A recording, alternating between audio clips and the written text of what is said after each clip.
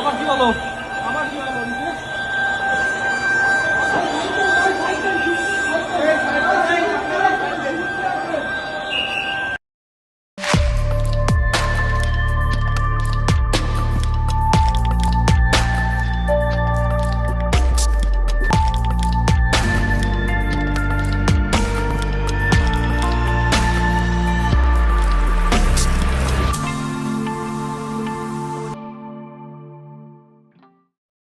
BNP সরকার 8 দিন হাসপাতালের licence বাতিল করেছে, মহা বিশাল হেডমের কাজ করে ফেলিছে।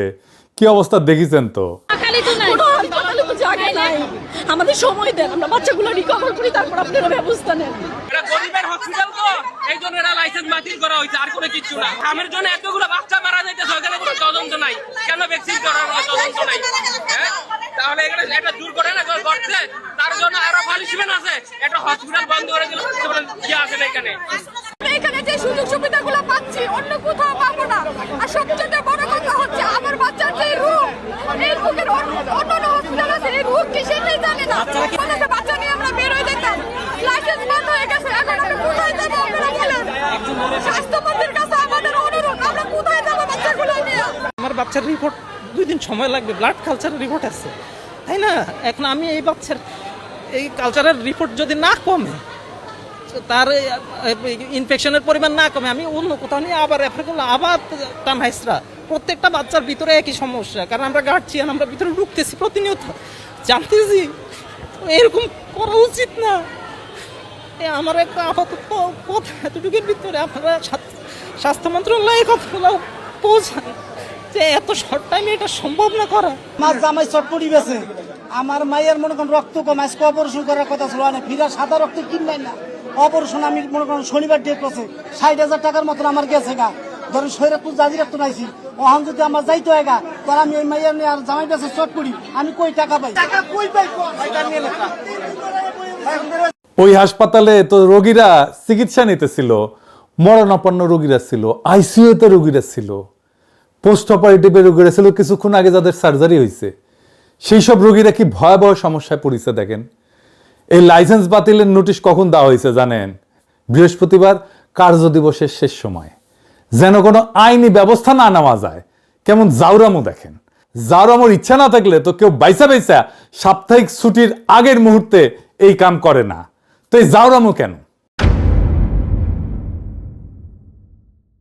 কারণ সরকার গেছে পাগল হইয়া। এটা কথা মনে করাই দিই, আন্তর্জাতিক অপরাধ ট্রাইব্যুনালের নামে বিচারিক হত্যাকাণ্ড বাস্তবায়নের প্রক্রিয়া যখন আগায় চলতেছিল, তখন আমার দেশ পত্রিকায় প্রকাশিত হয় স্কাইপ ক্যান্ডেল। এটা ছিল বিচারের নামে সেই সময় চলমান নাটক নিয়া নিজামুল হক নাসিম এবং আহমেদ জিয়াউদ্দিনের স্কাইপ কথোপকথন। এই কথোপকথনে উঠে আসছিল জুডিশিয়াল মার্ডারের পরিকল্পনা বাস্তবায়নের পুরো চিত্র। ঠিক একইভাবে এখন বিএনপি সরকার পাগলা হইয়া গেছে। তারা যেভাবেই হোক রাজনৈতিক প্রতিপক্ষকে দৌড়ের উপরে রাখবে বলে পাগলের মতো যা ইচ্ছা তাই করতেছে। ইসলামী ব্যাংক খাইয়া দেওয়ার আওয়ামী তরিকা বিএনপি বাধ্য ছাত্রের মতো ফলো করতেছে। শুধু তাই না, আরো একবার যত ইসলামের নামধাম আছে এরম সব প্রতিষ্ঠানের উপরে খড়গগ্রস্ত হয়েছে। তাদের ধারণা হয়েছে এই প্রতিষ্ঠানগুলো আসলে জামাতের প্রতিষ্ঠান, এগুলোরে সাইজ করলে জামাত সাইজ হয়ে যাবে। আমি যতটুকু জানছি এই সাজেশন বিএনপিকে দিচ্ছে ডিজিএফআই, আর সেই প্রেসক্রিপশনে চলতেছে বিএনপি। ডিজিএফআই এর প্রেসক্রিপশনে কাটারানিতে তো হেলিকপ্টারে পলাইতে হয়েছে, আবার বিএনপি সেই ডিজিএফআই এর প্রেসক্রিপশন ফলো করতেছে। কেন বিএনপি এটা বাধ্য ছাত্রের মতো ফলো করতেছে, এটা একটু বিস্তারিত বুঝতে দেখতে হবে। 8 দিনের প্রসঙ্গে আবার ফিরে আসবো, কারণ পুরা বিষয়টার সাথে একটা গভীর রাজনৈতিক প্রশ্ন যুক্ত আছে। তাই পুরাটা না বুঝলে এই 8 দিনের প্রবলেমটা, চিত্রটা, ইসলামী ব্যাংকের প্রবলেমটা পরিষ্কার হবে না। আসেন সেটা একটু বুঝে দেখি, একটু অন্য দিকে যাইতেছি। বিএনপিরে বোঝানো হয়েছে হাসিনা পতনের পরে বাংলাদেশে ইসলামপন্থার উত্থান হয়েছে, তুমি সামলাইতে পারবা না, তাই আওয়ামী বাম সব মিলা ইসলামপন্থীদের ঠেকাও, সবাই একসাথে নাও। সব গর্ত থেকে বাইরে হয়েছে। আওয়ামী লীগ নানা জায়গায় মিছিল করতেছে, ইন্ডিয়ান হাই কমিশনার বেনাপোল দিয়ে বুক ফুলায় ঢাকায় ঢুকায় কয় আমাদের অভিন্ন স্বপ্ন, আমরা একসাথে চলবো, আমরা একসাথে একটা কত বড় জাতি গোষ্ঠী হইতে পারি। কি কইছে তার মানে হইতেছে আমরা একটা দেশ হইয়া যাই। আমি একটাই কথা বলতে পারি, আমাদের যা পপুলেশন আছে 140 কোটি, আর ওতে আমি 20 কোটি অ্যাড করে দিই, তাহলে 160। আমি যা এখানটা করতে চাই ওইটা 140 নাই, 60 অ্যাডেড, এখান থেকে 20 অ্যাড করে দিচ্ছি, তাহলে যা হবে একসঙ্গে হবে, বুঝেছো? আলাদাভাবে আমি ভাবছি না, আমার মনে ওইটা ঢুকছেই না। দেখুন তো, হেঁটে চলে এলাম, মনে হচ্ছে না যে আমি বাংলাদেশে এসেছি। ওইটা দেখতে হলো, তাকে বললো হ্যাঁ আপনি বাংলাদেশের বর্ডারে, এমনি মনেই হচ্ছে না। সবসময় আমি বলি একই আকাশ, একই বাতাস, একই যন্ত্রণা। তাহলে আমরা মিলে মিশে ভিসার সব বললে আমার সব মাথায় আছে, একটা খালি বলে যায় সবাই খুশি হবে, ওই কাজটা করবো। দেখেছেন? হ্যাঁ, তো মাদারবোর্ড তো স্বপ্ন অখণ্ড ভারত, অভিন্ন স্বপ্ন কেমনে হয় আমাদের, কেমনে ইন্ডিয়া কামব্যাক করেছে দেখেন। আবার এর চারপাশে হাই কমিশনের চারপাশে সেই আওয়ামী লীগ আমলের মতোই লোকজন ঘিরা ধরিছে, দেখেছেন? এটাই হইতেছে কামব্যাক। সেজন্য তো দেখছেন জুলাই যোদ্ধাদের উলঙ্গ কইরা পিটায় নেত্রকোনায়, জুলাই স্তম্ভে আগুন দেয়, মাহাদিরের দৌড়ানি দেয়, আর নটি শাওন উল্লাস করে সেটা দেখা। আবার দেখেন ফুন্দের আলো কি করতেছে, তারাও কামব্যাক করছে, একই সাথে কি টাইটেল করছে দেখেন। ধরেন আওয়ামী লীগের কোনো ফ্যাসিস্ট এমপি মন্ত্রী মারা গেল, প্রথম আলো কি লিখবে? মারা গেলেন অমুক, তার সাথে একটা ভালো বিশেষণ ইউজ করবে, বলবে বর্ষিয়ান রাজনীতিবিদ। দেখেন বাংলাদেশের সবচেয়ে ক্রিমিনাল পলিটিশিয়ান তোফায়েল নিয়ে লিখেছে কি দেশের রাজনীতিতে নাকি স্মরণীয় হয়ে থাকবে, অথচ মাদের ক্ষেত্রে টোনটা দেখেন। পারলে একটা গালিও অ্যাড করে দিত ওই টাইটেলের সাথে, কই তো থানা পুরাই দিছি, হুমকি দেওয়া, সেই বৈষম্য বিরোধী ছাত্র নেতা এখন ধাওয়া খায় থানায় এসে লুকাইছে, এভাবে লিখতো পারলে। তো ধাওয়া দিছে কে? সে কেন থানায় আশ্রয় নিচ্ছে? তার মানে পরিস্থিতি এমন পর্যায়ে গেছে যে তার উপরে যে একটা অ্যাটাক হয়েছে, থানায় আশ্রয় নিতে বাধ্য হয়েছে, তো এটা তো থানায় আশ্রয় নিতে বাধ্য, তাকে তো ধাওয়া হয়েছে, তো ক্রাইম। এই ক্রাইমকে ফোকাসে রাখা হয় নাই। যদি ক্রাইমকে ফোকাসে না রাখবে তাহলে সংবাদপত্রে কাজ কি? থানা পুরাই দিছি বলে মায়েদের সেই বক্তব্য তো তখনই সেটেল হয়ে গেছে। এখন ওইটাকে একটা ব্যাক স্টোরি হিসেবে না মাদের উপর হামলার চেষ্টাকে জাস্টিফাই করা হইতেছে। এটাই ফুন্দের আলো, এটাই দিল্লি স্টার, ভিকটিমকে মক করতেছে। এটা কোন ধরনের সাংবাদিকতার জাউরা ভাই? এই আবার একটা জাউরা সিল মেরে দেন ফন্দের আলোরে আর মতিউর রহমানকে। এটা তো আসলে লীগের অ্যাক্টিভিজম। লীগ যা বলতো তাই প্রথম আলো বলে, লীগের যা কিছু রাগ ক্ষোভ প্রথম আলো সেগুলো সবগুলো পোষে। আওয়ামী লীগ মাঠে নামতেছে, ইন্ডিয়া কামব্যাক করতেছে, ফুন্দের আলোর আওয়াজ বাড়তেছে, সব এক সুতায় বাধা। একবার পাবলিক জ্বালায় দিছে ফুন্দের আলো, তারপরে শিক্ষা হয় না, এদের শিক্ষা হয় না। ফুন্দের আলো দিল্লি স্টার শুধু ইন্ডিয়ান মিডিয়া না, তারা নিজেরাও ফ্যাসিস্ট। ফুন্দের আলো দিল্লি স্টার যতদিন বাংলাদেশে থাকবে ততদিন আওয়ামী লীগ ফিরে ফিরে আসবে। এইবার আসেন দেখি এই 8 দিনকে আসলে জামাতে প্রতিষ্ঠান, ইসলামী ব্যাংকে আসলে জামাতে প্রতিষ্ঠান। জামাতে ইসলামী সরাসরি মালিকানায় না থাকলেও জামাত প্রভাবিত প্রতিষ্ঠান তো বটেই, এটা তো কেউ অস্বীকার করে না। আর এটাই হইতেছে ওদের বিপদ। প্রথমত এই প্রতিষ্ঠানগুলো অন্য প্রতিষ্ঠানের চাইতে ভালো ফাংশন করে, সেবা দেয় মূলত নিম্নবিত্ত এবং দরিদ্রদের, মানসম্পন্ন সেবা দেয় কম পয়সায়। প্রতিষ্ঠানগুলোতে ইসলামপন্থীদের চাকরি বাকরি হয়। বাংলাদেশে তো অনেক প্রতিষ্ঠানে দাঁড়িয়ে থাকলে চাকরি হয় না, এটা তো সত্য কথা। আর সবচেয়ে বড় কথা, একটা অল্টারনেট গভর্নেন্সের চিত্র তারা উপস্থাপন করতে পারতেছে। আর্থিক প্রতিষ্ঠান আমরা চালাইলে এরকম হইতো, তারা দেখাইতে পারে। স্বাস্থ্য ব্যবস্থা আমরা চালাইলে এরকম হইতো, তারা দেখাইতে পারে। একটা প্রশ্ন করি, বিএনপির কি ব্যবসা নাই? আওয়ামী লীগের ব্যবসা নাই? আছে, হোটেল আছে। আব্দুল আল মিন্টুর ন্যাশনাল ব্যাংক আছে না? সালমান এফ রহমানের বেক্সিমকো সাম্রাজ্য আছে না? মিজানুর রহমান সিনার একমি আছে না? আর এই যে আমাদের সমাজ কল্যাণ মন্ত্রী জাহিদ ভাই, ওনার তো ফার্মা আছে, হাসপাতালও আছে। টিপু মুন্সি আওয়ামী লীগের নেতা, হাসপাতাল আছে না? এই যে এভার কেয়ার, চাঁদ আব্বাসের ঢাকা ব্যাংক আছে না? তাইলে জামাত ঘরানা প্রতিষ্ঠানে বারবার হাত পড়ে কেন? ইসলামী ব্যাংক দখল হয় কেন? 8 দিনের লাইসেন্স বাতিল হয় কেন? একটার পর একটা প্রতিষ্ঠান টার্গেট হয় কেন? কারণ সব ব্যবসা সমান না।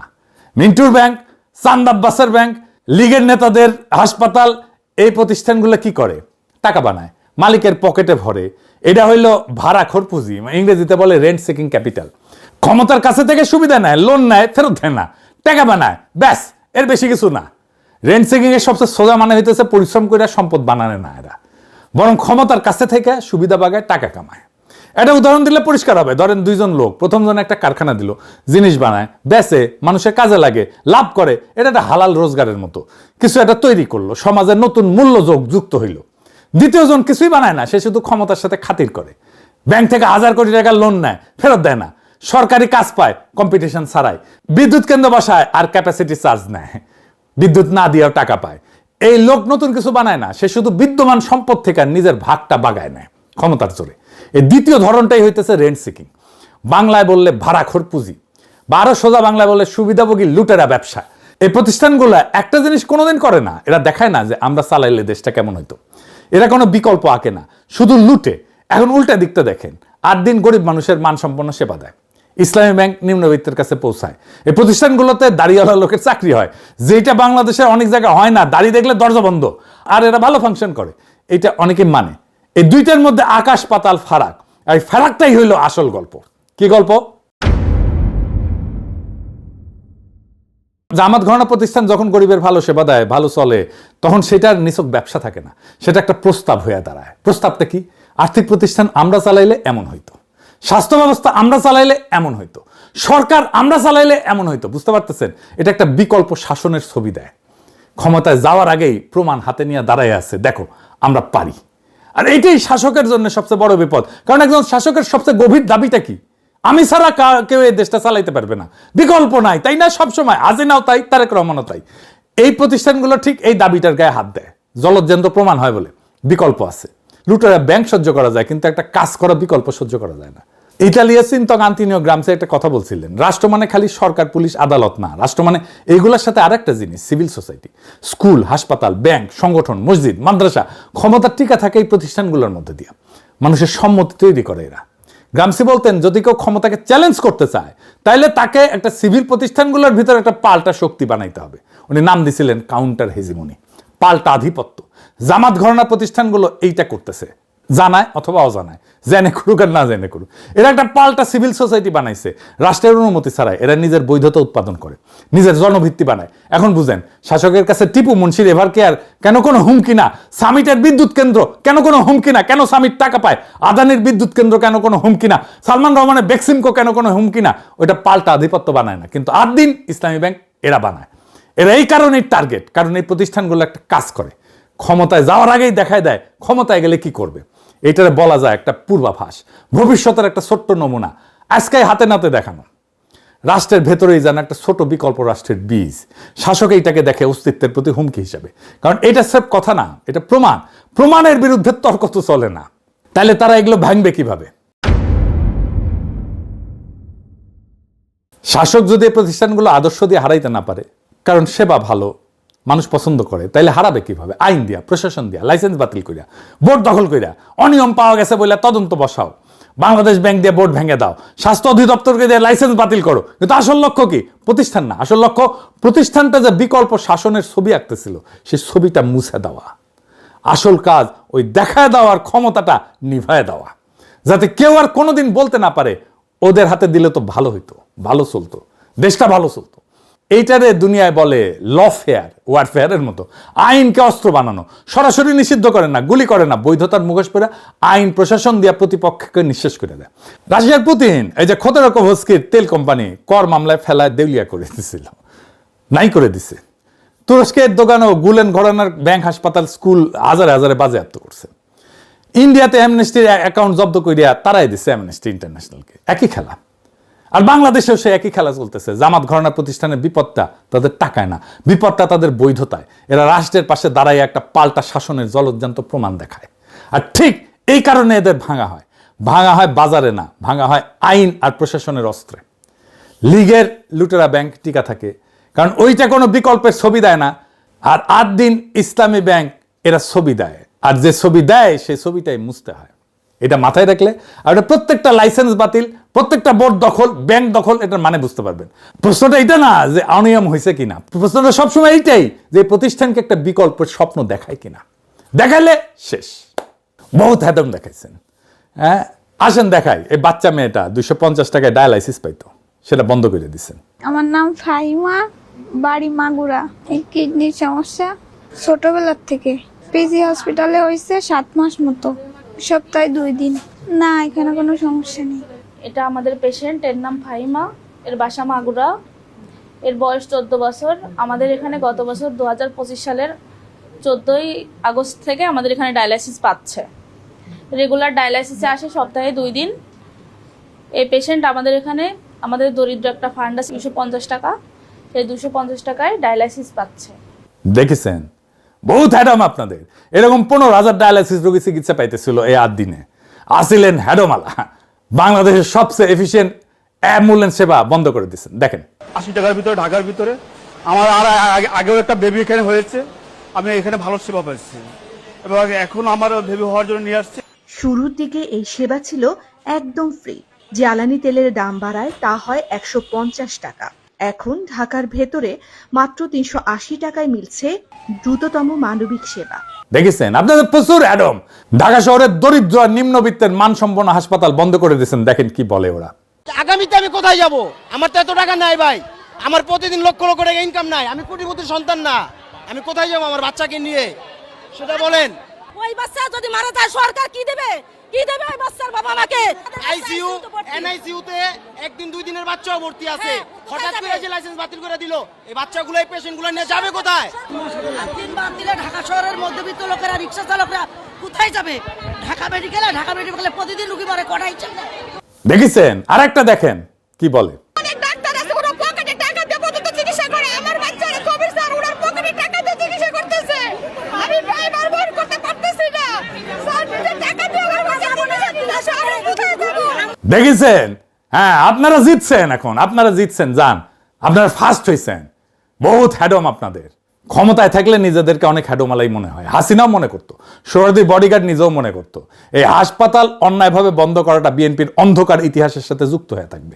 এই কাম কইরা কত মজলুমের অভিশাপ বদদোয়া কামাইছেন তার ইয়ত্তা নাই। হ্যাডমের হিসাব বাদ দেন, শুধু একটা মুখ মনে রাখেন, ওই বাচ্চা মেয়েটার মুখ। তাই 2 বার যার শরীরের রক্ত মেশিনে শোধন হইতো 250 টাকায় মাত্র। আজকে যার সামনে শুধুই অন্ধকার, তার মা কাকে বলবে যে আমার মেয়েটারে বাঁচান? কোন অফিসের দরজায় গিয়ে বলবে? পোস্ট অপারেটিভ ওয়ার্ডে যে রোগীটা সবে অপারেশনের পর চোখ খুলছিল, তার এখন কোথায় নেওয়া হবে? আইসিইউ যে মানুষটা একটা শ্বাসের জন্য লড়তেছিল, তারপরে সেই শ্বাসটার দাম কে দেবে? এরা কেউ জামাত করে না, এরা কেউ বিএনপিও করে না, এরা শুধু গরিব। এদের একমাত্র অপরাধ এরা গরিব হইয়া বাঁচতে চাইছিল। আর আপনারা বৃহস্পতিবার বিকালে ছুটির ঘন্টা বাজার আগেই একটা কাগজে সই কইরা তাদের সেই বাঁচার অধিকারটা কাইরা নিলেন। আপনারা ভাবতেছেন প্রতিষ্ঠান বন্ধ করছেন, জামাত সাইজ করছেন, বিকল্পের ছবি মুছছেন। না, আপনারা একটা মেশিন বন্ধ করেন নাই, আপনারা একটা মানুষের নিঃশ্বাস বন্ধ করছেন, আপনারা একটা ভবনে তালা দেন নাই, আপনারা হাজারটা পরিবারের শেষ ভরসার দরজায় তালা দিয়ে দিয়েছেন। ইতিহাস সব মনে রাখে। হাসিনা ভুলে গেছিল যে রক্তের হিসাব একদিন দিতে হয়।